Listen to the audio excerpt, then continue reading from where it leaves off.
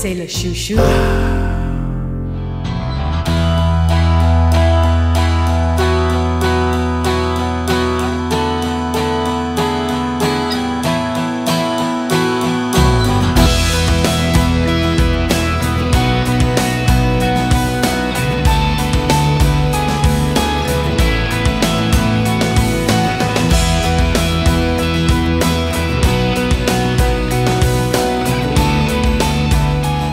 C'est Bernard Nivelle qui nous avait à l'origine fait l'optimisation du MEUM 36. On s'amusait bien avec, on a gagné les voiles de Saint-Tropez, une équipe s'est formée. Je crois que c'est ça qui fait le feu du truc. Puis avec l'équipe, on a décidé de faire un bateau un peu plus grand et on a cherché à faire quelque chose qui me paraissait bien, autour de 13 mètres, une extrapolation de Teasing Machine, avec l'idée de faire un bateau un peu moins offshore, capable de faire un peu d'inshore aussi.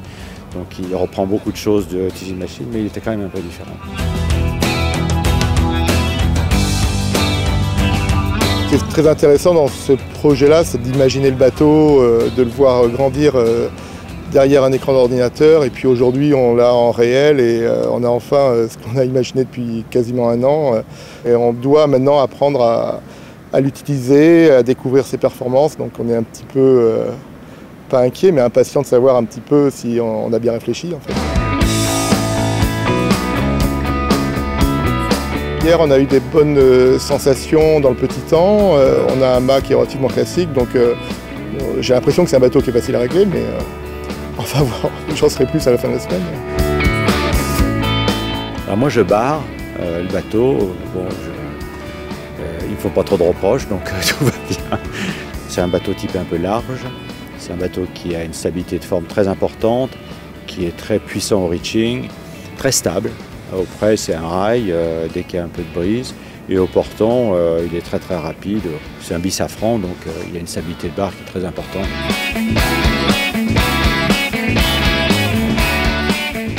Pour les voiles de Saint-Tropez, on court dans la catégorie C. Donc on se bagarre pour gagner le trophée Edmond de Rothschild, sachant que on est plutôt dans les petits bateaux de ce groupe-là et on navigue contre des TP52 qui sont des bateaux très optimisés, notamment pour ce genre de conditions ou de régates inshore de Saint-Tropez. Mais on va surtout courir nous contre nous-mêmes, contre le chronomètre, parce que ces bateaux nous doivent 9 minutes par heure, donc on ne les verra pas de la régate. Et c'est qu'à la fin, après les calculs non compensés, fait que l'on saura si on a été performant ou pas. Je n'ai pas découvert tous les secrets du double safran, j'ai un peu peur sur la ligne de départ, mais enfin on verra.